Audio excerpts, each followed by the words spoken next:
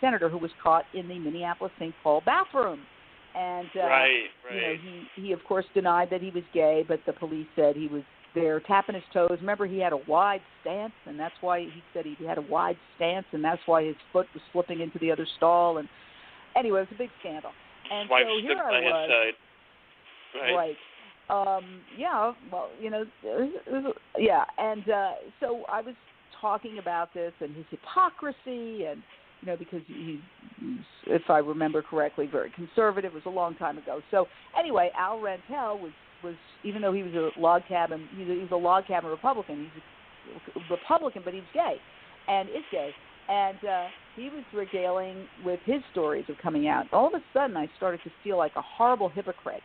And I remember I started to freeze up because you know how radio is. You talk about something for 2 hours, not for 30 seconds. And during the commercial break, I said, Al, I'm feeling really weird. I'm feeling like there's something I have to say. And I live with a woman. And he said, oh, really? And I said, I think I want to come out, after the break. So I called the person I was with at the time, and I said, turn on the radio. I'm going to come out. And then after the commercial break, I just said, there's something I want to say to the audience while we're discussing all this. I feel like I need to be honest. I live with a woman. And so then Al was very funny. He said, is there anybody in this building who isn't gay? And we all had a good laugh. Now, you want to hear something funny? Tell us about the relief after you did that.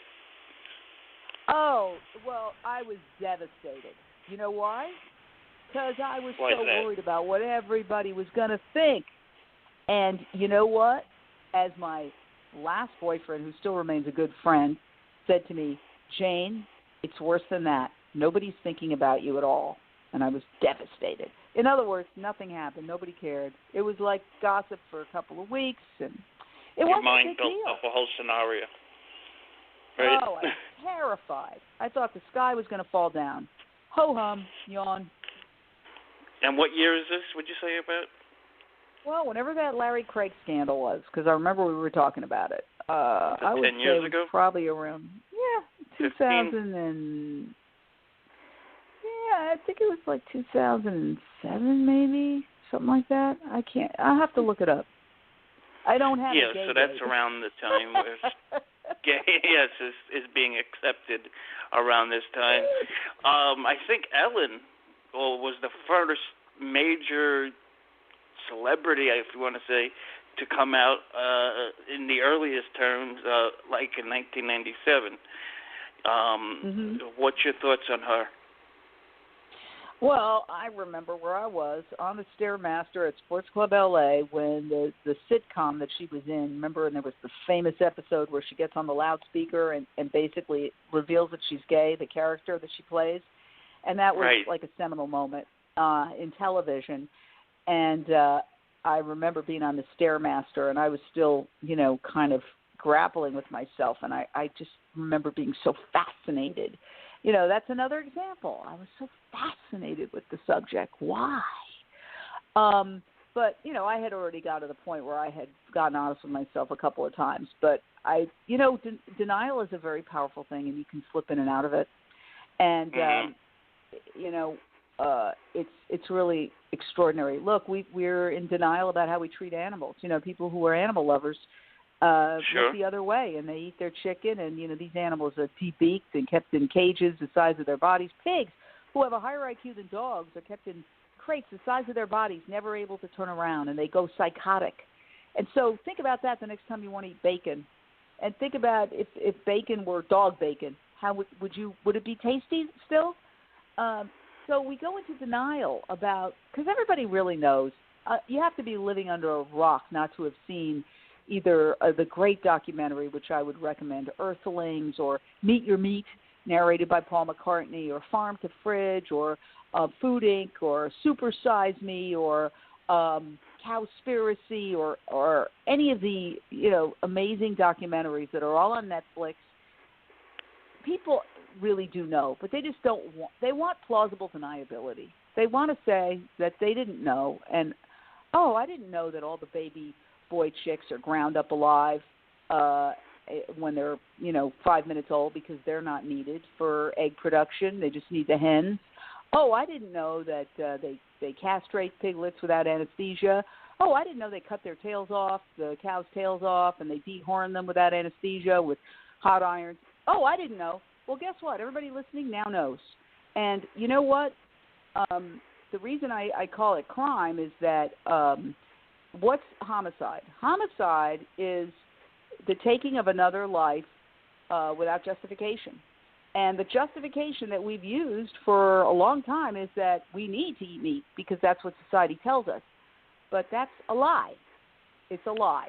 I haven't eaten meat in 19 years. Well, I haven't eaten meat in probably 45 years, but I haven't eaten an ounce of meat or dairy in 19 years. And here I am, running around. And I have a niece who she's a gold star vegan, never tasted meat or dairy in her entire life, and she's in college, and she's the tallest girl in her class, and she's doing very well in school, thank you.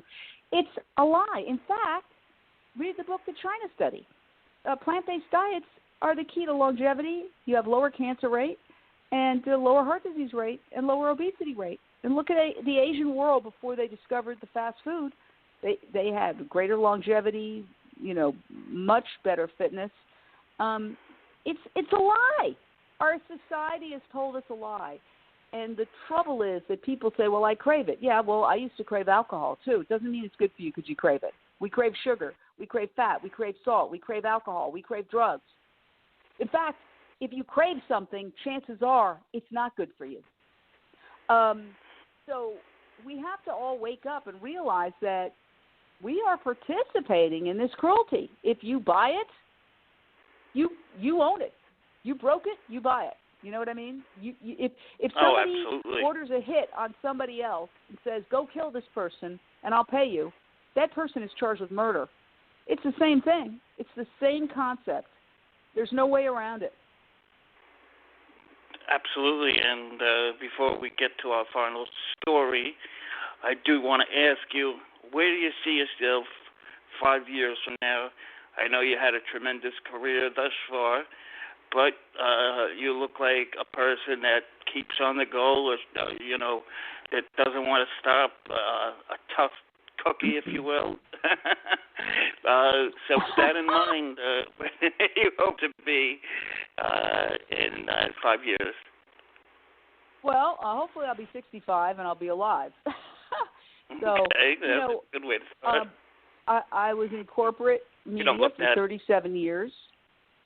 Thank you. I was in corporate media for 37 years. I started in 1977 when I graduated NYU. I got a job right after college, and I worked continuously for 37 years. I think I had 4 sick days, literally 5 sick days.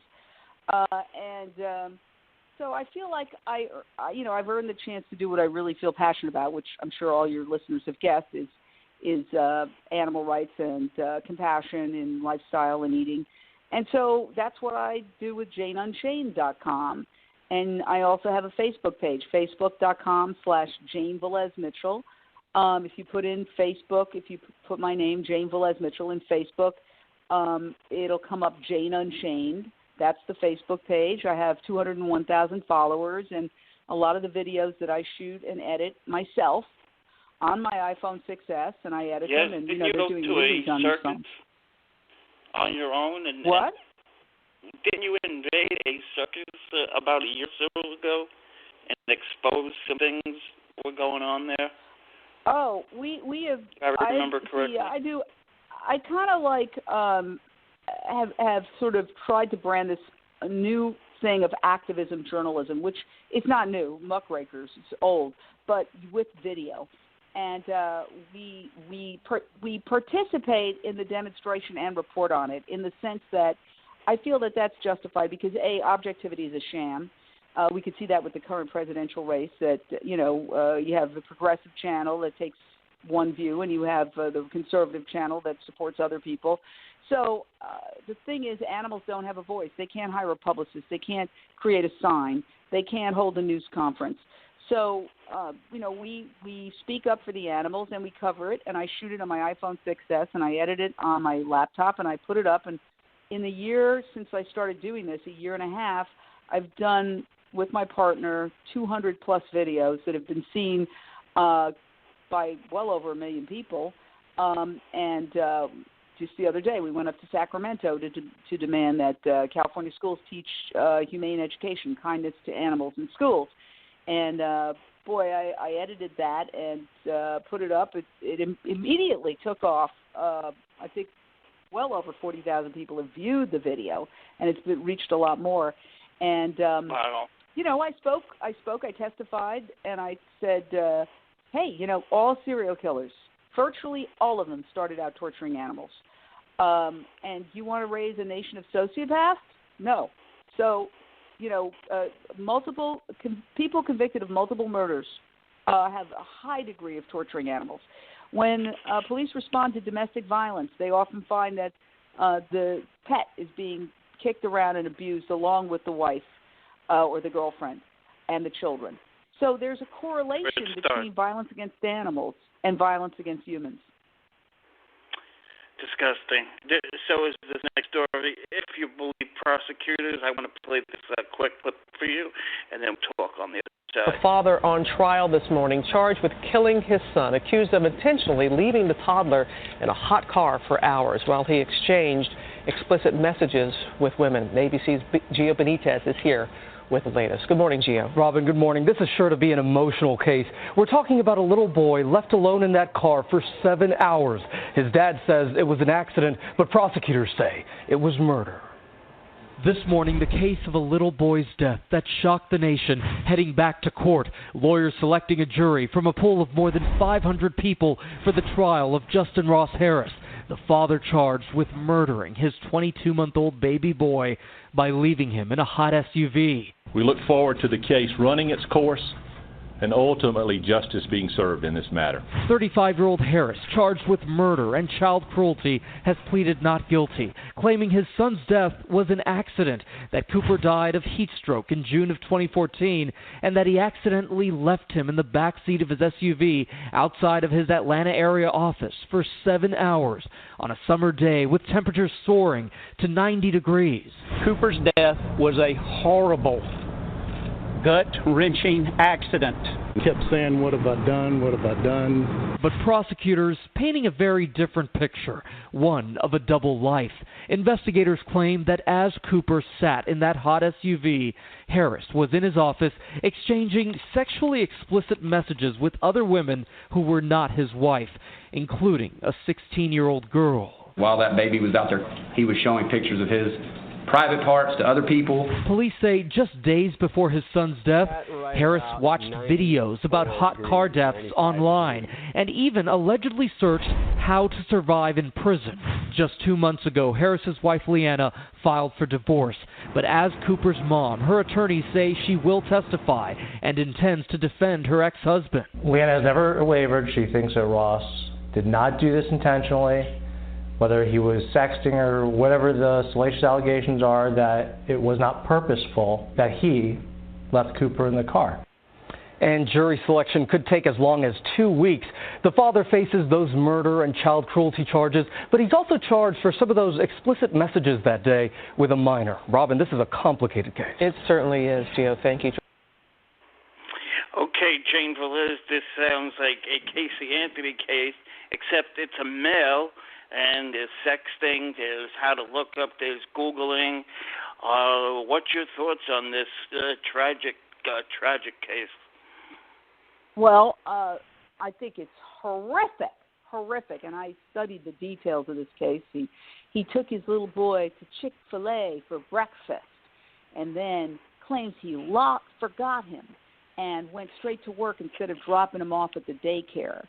And I don't buy it for a second. And in my book, Addict Nation, I wrote about sexual addiction and addiction to porn and how the Internet has supersized this form of addiction, because you can have as many experiences as it would take you a year in real time in just a weekend online. And so that's what he was doing. He had all these relationships going and all this raunchy XXX rated sex. And, all addiction leads to incomprehensible demoralization. And it gets back to exactly what I said at the beginning, that the addiction, the substance, the behavior, whatever the substance of choice is or the behavior of choice is, hijacks the mind and works